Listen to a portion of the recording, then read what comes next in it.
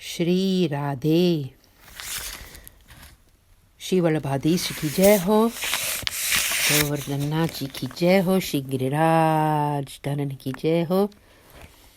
Sab Vaishnavan ko hardik saprem aur sadar Jai Shri Krishna. Jai Jai Shri Radhe. This is day 53 of the Varta readings of the 84 Vaishnava disciples of Sri Vallabhacharya Ji. Today continuing the story of Baba Venu Saraswat, part 1. Baba Venu saw everything with his heart's eye. The three of them had come there in order to have the sight of Sri Kishori Ji, and they did just that. Seeing him, Krishnadas had the direct experience of Srinathji. He felt enormous separation from his beloved Lord and sang the following song. Pada, Rag Vilavul. Oh, my dear lady friend, look at these eyes of Sri Krishna, upholder of the Sri Giriraj mountain. One Sakhi says to the other, Sri Radha's beloved seems most joyous. His body is adorned with jewels, and the enchanter Mohan, Sri Hari, with his yellow cloth, enchants her with the golden glow. Seeing his form, the heart of the whole world is stolen away. He is everything to the gopis, and he grants them everything with his lotus hands. Who am I to try to find his comparison? For his youthful form is so supreme. Sri Krishna enters Vraja with his swaying gait, the pinnacle of loveliness, and the poet Krishnadas says his fortune is better than if he had found a wish-giving tree. Whilst he was singing this song to Srinathji in the temple, Krishnadas left his body. Baba Venu and Yadavendra Das performed his last rites. Baba Venu remarked that Krishnadas had left his mortal coils here, but that he would leave his only after having the sight of Sri Govardhanaji. Bhav Prakash. The implication here is that death claimed Krishnadas, taking him away from Baba Venuji's side. There are indeed two types of time, and this aspect, life and death, is controlled by the Lord himself.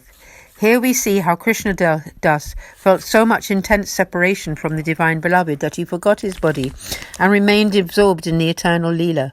When he sang the poem to Baba Venu, he commenced with the words, "Oh, my dear lady friend." After all, both of them were, in the Leela, Sakhis of Sri Vishakhaji. Look at Srinathji's eyes. Why do you go all over the place looking at anything else? I just remain looking at him and my eyes go nowhere else, so keep your eyes open. Krishnadas is most delighted and addresses his Sakhi Baba Venu in this way, describing how he is the husband of the bliss-filled Sri Radharani Ji. It is upon him alone that his eyes were fixed.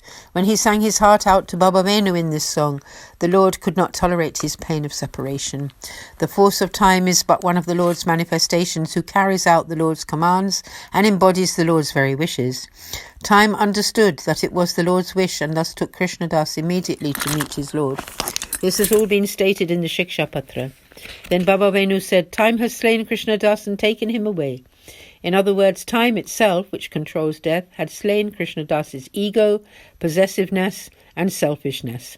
For whilst the subtle body clings on to life, one cannot attain the beloved.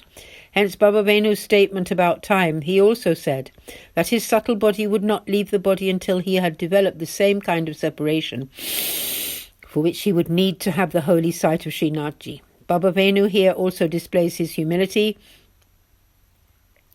saying that all would be achieved only through the auspices of the Lord. Part 1 continued. Subsequently, Baba Venu and Yadavendra Das both left Mathura and arrived in Srinathji Dwar, where they had his sight. Baba Venu then also sang one poem in front of Srinathji. At that very moment, the flower garland fell from around the Lord's neck. Ramdas picked up this garland and presented it, along with some palm leaves, to Baba Venu. Bhav Prakash. Srinathji himself granted the state of intense separation and bid goodbye to his body. Now he could attain the Leela. The garland fell from his neck. The garland represents his closest Sakhis, closest devotees. They grant the separation. When a gopi grants one such separation, then only can one attain the Leela. The Pan Prasad is very auspicious, and when Ramdas gave it to Baba Venu, it meant that the Lord was pleased with him. Part 1 continued. Baba Venu bowed low and accepted the garland and the palm leaf. He came down from Sri Giriraji and then left his body. Yadavendra Das performed his last rites. The latter then bathed and went to Sri Gosaiji. Sri Gosaiji, knowing him to be a great Vaishnava, gave him some service. Yadavendra Das started to do it, but his heart was not in it. He was thinking that he had no purpose to fulfill here, and that he should go to the same place as Baba Venuji. Bhav Prakash. In the Leela, Yadavendra Das was Baba Venu's Sakhi and so was happy to serve him, but now he could not tolerate being without him. Yadavendra Das, Part 1 continued. Yadavendra Das reasoned that he had done the last rites for Krishna Das, so now some Vaishnava would have to do it for him. This might interrupt their seva, and he did not want this to occur. He thought to himself that he would go to Sri Srinathji and thereafter go into the forest and collect some dead wood for the fire, gather it all in one place on some dry ground. Now the wood is ready for my funeral pyre. In the morning he visited Srinathji, greeted all the Vaishnavas with the Lord's name, bowed to Sri Gosaiji and then took some fire with him to the forest. He judged the direction of the wind and put the fire into the pile of wood at the most suitable place. He bowed down to the flag on top of Srinathji's temple and then sat on the burning pyre. He remembered the lotus feet of Sri Acharyaji and Sri Gosaiji as he left his body. He entered the eternal Leela. He had performed his own last rites. Baba Venu had told Yadavendra Das not to be too long in following him.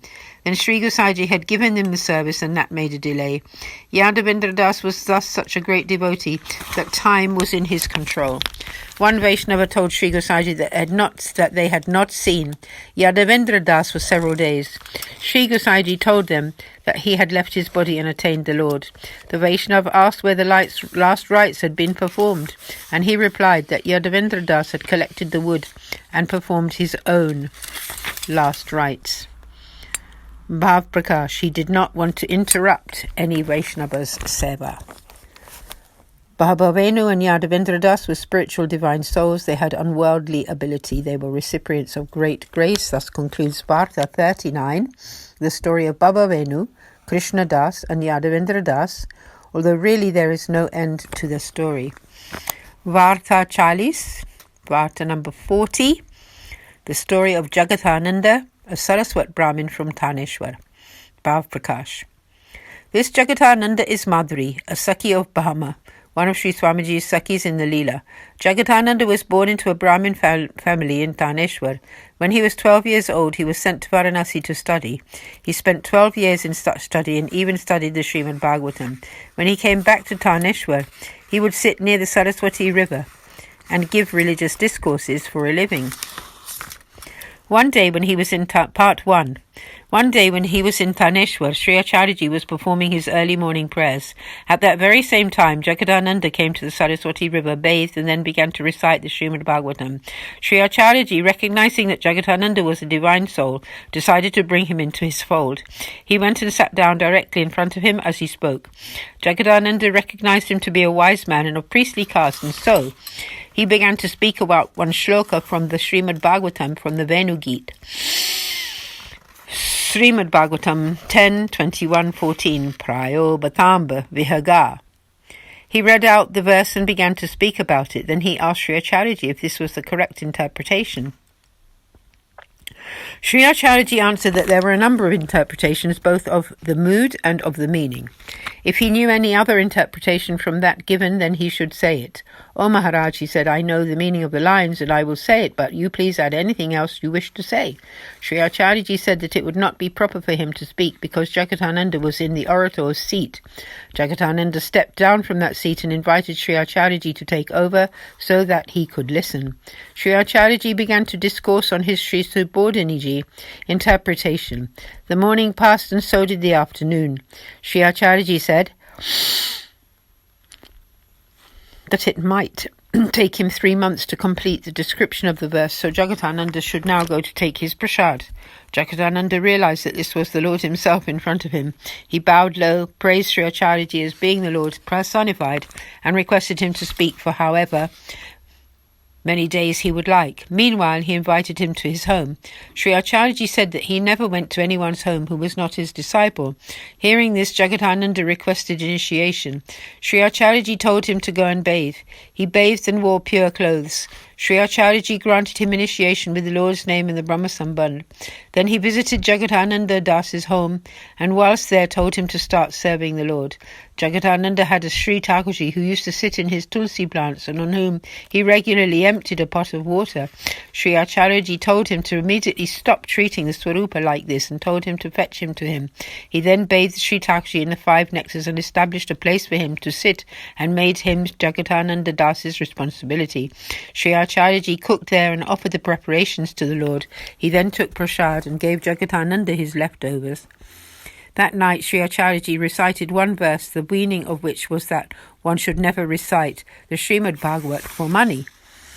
One should make every effort to read the Srimad Bhagavatam. However, this should never be for the fulfillment of selfish needs or desires, and never for the accumulation of wealth, even if the life breath is stuck in the throat at the moment of the last breath. Jagatananda then at once took a solemn vow to never do that again. Instead, he would discuss some other scripture. Sri Acharyaji said it would be better to die than recite the Srimad Bhagavatam for money. He stayed for some days with Jagatananda and taught him all the ways of Seva within the path of grace. He then left to continue his holy grace pilgrimage. Jagatananda applied himself attentively to his Seva. He spoke only about the Purana or the Mahabharata, and he survived on this. After some time, he began to directly experience the Lord, and in this way he was a great and accomplished Vaishnava. Thus concludes Varta 40, the story of Jagatananda Saraswat Brahmin from Taneshwar, although in reality there is no end to his story. To aaj Vartaji ko hum vishram karenge yahi. So Jai Shri Krishna, Shri Vallabhadesh ki jai ho, Jai Jai Shri Radhe, Shri Vraja ki jai ho, Jai Jai Shri Radhe, Jai Shri Radhe ji.